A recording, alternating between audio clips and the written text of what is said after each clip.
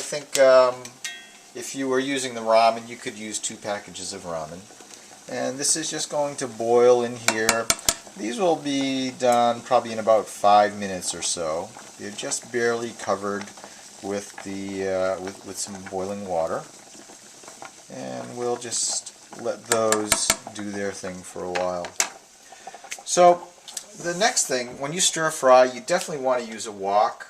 What's nice about a wok is that it has a round interior, and because of that, there's no bottom for the oil and things to spread out, so things tend not to stick or burn in a wok.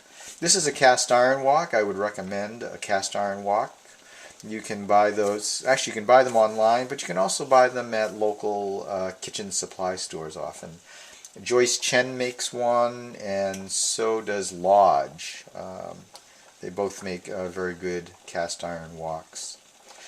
So when you're stir frying, what you want to make sure is that you have all of your ingredients prepared and together before you start cooking. So we're going to heat our wok up, and we've started our noodles. Why don't we start here with our fresh ginger root? And what's nice about the ginger root is you can slice it off just like that. So it's kind of like the cross section of a piece of wood. So the grain is actually going this way. And what you can do then is you can take the side of the cleaver and you can just hit it like that. And what it will do is it will basically explode the ginger root.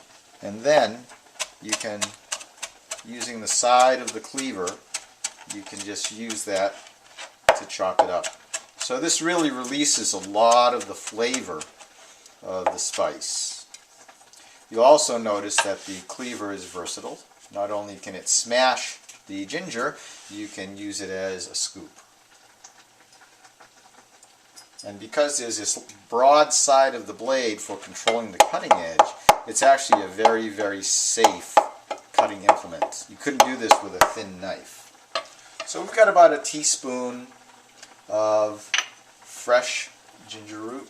By the way, the ginger, once you have it home, you can put it in a plastic bag and you can freeze it.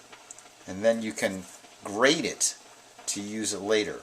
You can also preserve your ginger by putting it in the bag, and you can cover it with oil, and that will keep it from drying out.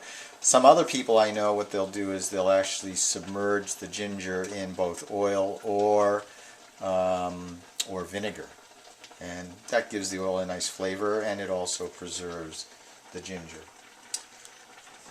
Our next thing that we'll do is we will prepare our fresh garlic that we got from Bessie's, and we'll take just the side of the cleaver and we're going to just give it a light tap,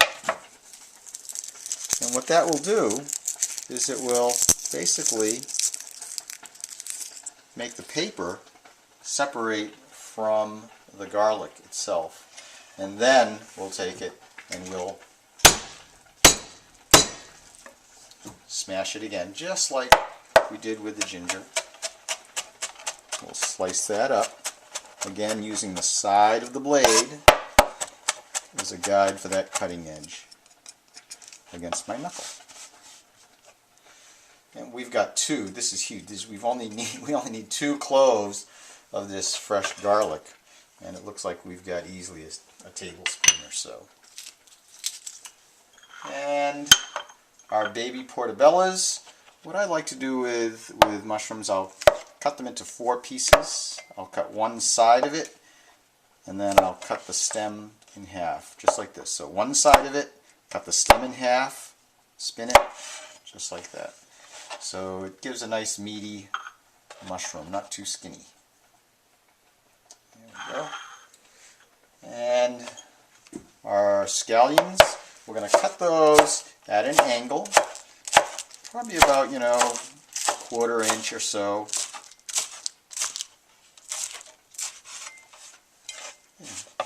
use that as a scoop.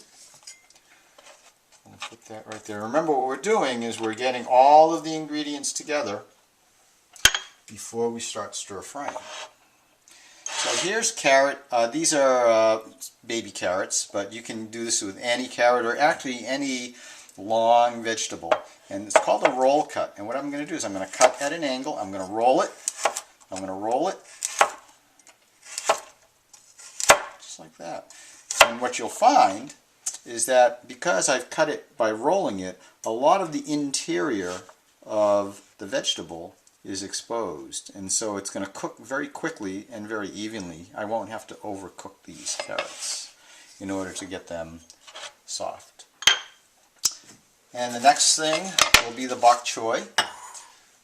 Now what you're going to, this can grow in Maine. What you want to do is you want to make sure that there's not dirt and things like that when you peel this off. Kind of like leeks, you know, they'll collect sand and dirt at the bottom because they grow close to the ground. This has already been washed, and what I'm going to do is I'm just going to simply cut this probably in 1/2-inch pieces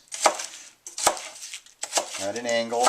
And when I get to the leaf, what I'm going to do is I'm going to change the angle of my cut, just alternating it so that it's not long and skinny, so it's pieces of leaf. So again, we'll scoop that up. And then, here's our chicken thigh. And I'm going to cut this across the grain, just like that. Bite-sized, 1/4-inch pieces.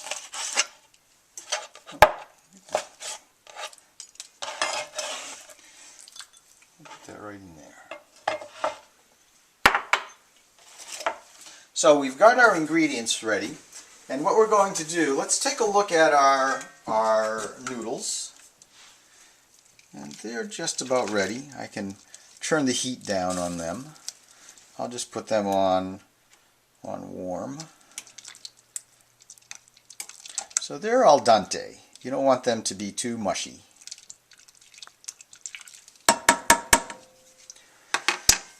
Now when you stir fry with a wok, what you want is you want to remember that you want hot wok, cold oil. So I'm going to preheat my wok, and I have my oil here. I'm using olive oil, but you can use vegetable oil, corn oil, peanut oil, canola oil.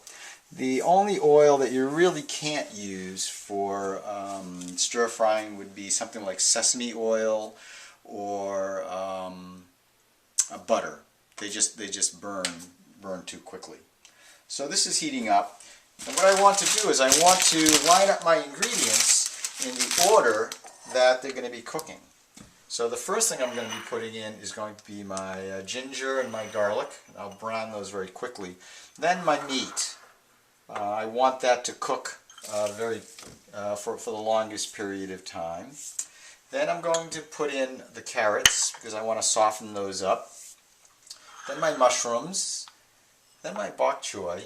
And I tend to like my scallions to stay crispy, so I'm going to put those in last. But you can change the order of the ingredients around for your tastes. I would certainly put the meat in there first, though, however. So this is definitely heated up, and what I'm going to do is I'm just going to put in maybe a tablespoon of oil. Doesn't take much. You're going to see that's very hot. It's already smoking, and I'm going to put in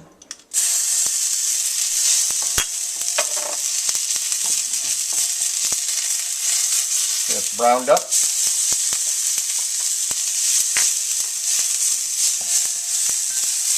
So the ginger and the garlic are in there. And now I'm going to put in the chicken.